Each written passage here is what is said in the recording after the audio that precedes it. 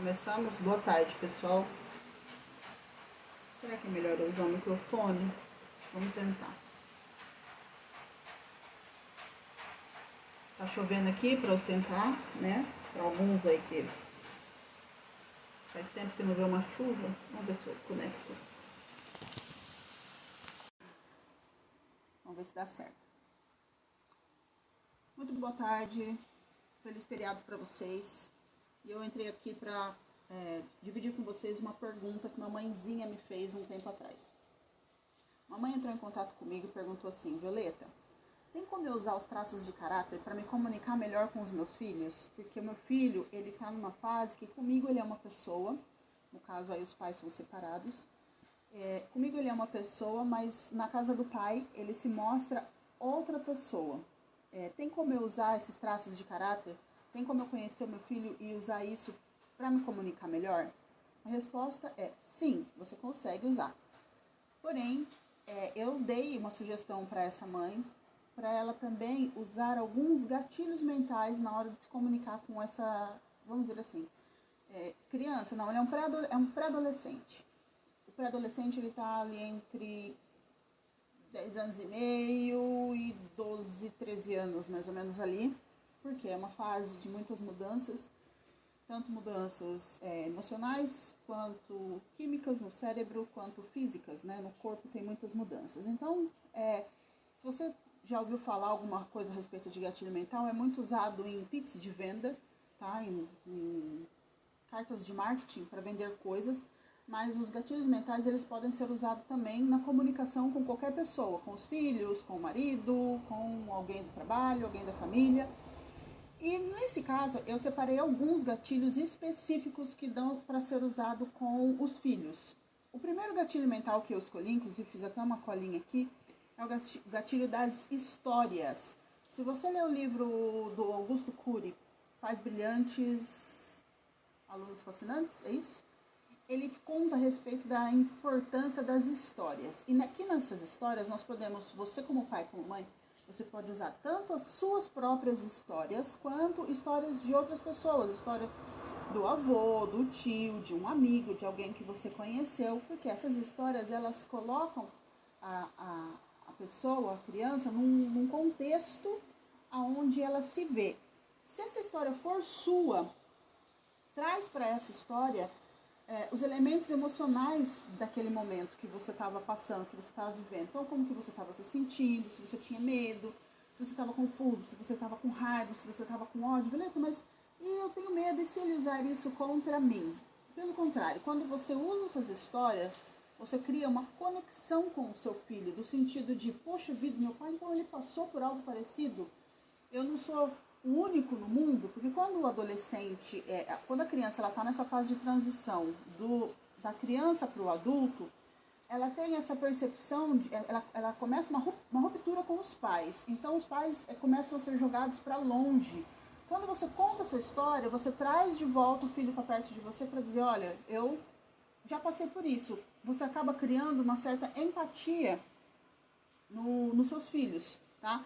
O segundo gatilho mental que eu separei foi o da simpatia, de olhar para o seu filho, olhar para aquela situação, para aquela história, com um pouco mais de carinho, que às vezes é cansativo, é irritante, né? Você estava acostumado com o comportamento de criança, onde ele obedecia tudo e agora ele já não obedece mais. As meninas têm o desabrochar da sedução, os meninos, eles começam a... Não sei se vocês já criaram galinha, mas é que nem pequenos frangos. Eles começam a brigar no terreiro, eles brigam uns com os outros, eles entram em confusão com os mais velhos. Não é diferente. O pré-adolescente, ele não é diferente. Por quê? Porque ele está buscando a afirmação de quem ele é. Ele está buscando a própria identidade. Então, a simpatia no sentido de você se mostrar para ele como alguém aberto a entender o que ele está passando, tá? Um outro gatilho que eu separei é da especificidade. Nossa, que palavrão. Por que especificidade? Eu já me deparei com muitas mães ou pais querendo poupar os filhos de certas explicações, de certas situações, de certos termos que dentro de casa a mãe acha que a criança ela trata quase como uma criança idiota, uma criança sem cérebro. Por quê? Um exemplo disso é na área da sexualidade, de drogas, de suicídio, de depressão. Às vezes as mães elas se sentem tão inseguras em falar sobre esses assuntos e começam a querer falar assuntos ou muito técnicos ou então falando por meias palavras ou por gestos, na intenção de que a criança entenda o que ele está querendo dizer. Seja específico, seja muito claro e, se for necessário, inclusive utilize palavras do dia a dia. Por quê? Na escola, as crianças ouvem palavrão, elas dão nomes chulos às partes íntimas, dando um exemplo. Então, você está lá querendo falar, então, por quê, né? Vai falar sobre sexualidade, porque você sabe, né? Porque lá embaixo, não, diga, a parte genital, lá onde está o pinto, lá onde está, né? Seja claro, por quê? Ele vai usar essas palavras lá fora, então que seja com você, que seja ouvindo da sua boca. Uma técnica de comunicação é sempre você perguntar para outra pessoa, isso você pode usar em qualquer lugar, em qualquer pessoa. Pergunta para o seu filho, o que você entendeu? Repete para mim para ver se eu consegui ser claro para você. Então seja específico nas suas histórias, nas suas explicações e nas suas conversas. Um outro gatilho mental que eu separei é da dor e do prazer, porque a dor e o prazer, ela envolve sempre no sentido de consequência e ato e consequência, dor e prazer, ato e consequência. Muitas vezes nós como pais temos a dificuldade e a gente está querendo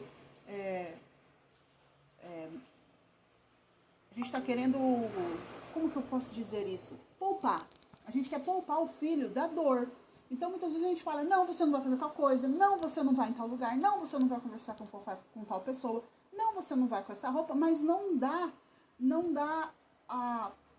para a criança o que aconteceria se ela fizesse aquilo daquela forma que ela está querendo fazer.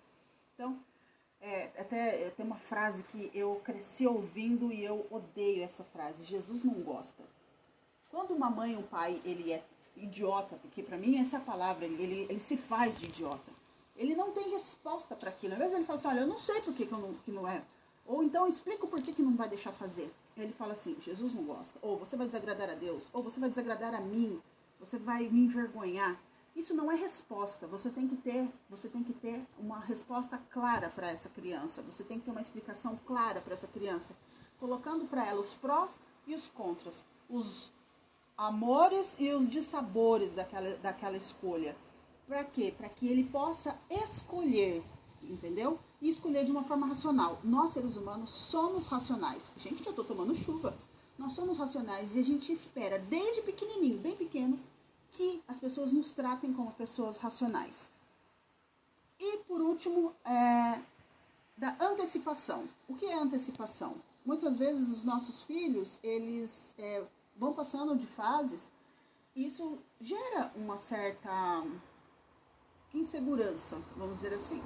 Então, nós como pais, a gente pode e deve antecipar as fases oralmente, ou seja, contando, olha, daqui pra frente pode ser que aconteça isso com você, você vai sentir isso, você vai ter tais sensações, vai mudar o seu corpo, ou vai mudar a sua cabeça, vai mudar a sua forma de visão.